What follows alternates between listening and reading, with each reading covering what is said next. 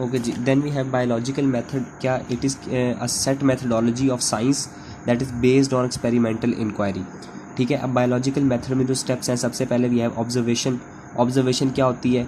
It is the information obtained with 5 senses of vision, hearing, इसके अलावा smell, test, touch, इनकी जो 5 senses, इनके ज़रिए जो भी इन्फॉर्मेशन हम हासिल करेंगे that will be observation. Observation quantitative हो सकती है, क्वालिटेटिव हो सकती है. जो क्वांटिटेटिव ऑब्जर्वेशन है वो ज़्यादा एक्यूरेट होती है और ज़्यादा रिलायबल होती है, क्योंकि उसको हम नंबर्स की फॉर्म में लिख सकते हैं. क्वालिटेटिव को हम नंबर्स की फॉर्म में नहीं लिख सकते.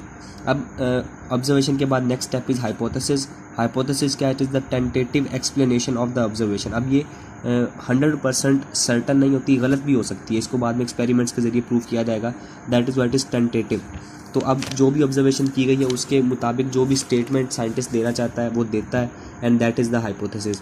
अब हाइपोथेसिस को बनाने के कुछ तरीके हैं. It can be formed by deductive reasoning, कि अगर हमारे पास कोई जनरल प्रिंसिपल है उससे हम कोई स्पेसिफिक केस को डिडक्ट करें. फॉर एग्जांपल, इफ़ देन का लॉजिक इस्तेमाल करते हुए अगर हमारे पास एक जनरल प्रिंसिपल है कि all the birds have wings. For example, if we accept that all birds have wings and the sparrows are birds, then we conclude that sparrows have wings. क्योंकि सारे बर्ड्स के विंग्स हैं और sparrow birds हैं, तो फिर sparrows के भी विंग्स होंगे. इसी तरह दूसरा मेथड जो हो सकता है that can be of inductive reasoning, कि हम स्पेसिफिक केसेस को इस्तेमाल करके एक जनरल प्रिंसिपल बना लें. For example, if we know that sparrows have wings and are birds, and we know that eagle, parrot, hawk, crow ये सारे birds हैं और इनके भी wings हैं, तो हम फिर एक जनरल स्टेटमेंट बना लेंगे कि जो भी birds हैं उन सब के wings होते हैं. तो दो मेथड ये हो गया, एक डिडक्टिव रीजनिंग का और एक इंडक्टिव रीजनिंग का. इसके अलावा कुछ मेथड्स हैं. For example, there can be intuition और इमेजिनेशन. फॉर एग्जांपल, इल्हाम हो सकता है किसी साइंटिस्ट को, अचानक ज़हन में कोई बात आ जाए. एस्थेटिक प्रेफरेंस, ब्यूटी की बेस पे भी हाइपोथेसिस बन सकते हैं. रिलीजियस या फिलोसॉफिकल आइडियाज़ की बेस पे भी बन सकते हैं.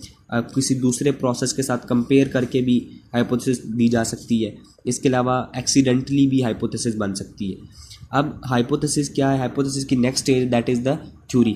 अब एक हाइपोथेसिस जो होती है उसको बार बार टेस्ट किया जाता है और गलत प्रूव करने की कोशिश की जाती है, लेकिन अगर वो गलत प्रूव ना हो, a hypothesis that is tested again and again without ever being falsified, तो वो थ्योरी बन जाती है. अब थ्योरी के कुछ करैक्टर्स पूछे जाते हैं, तो दैट इज़ कि इट इज़ प्रिडिक्टिव.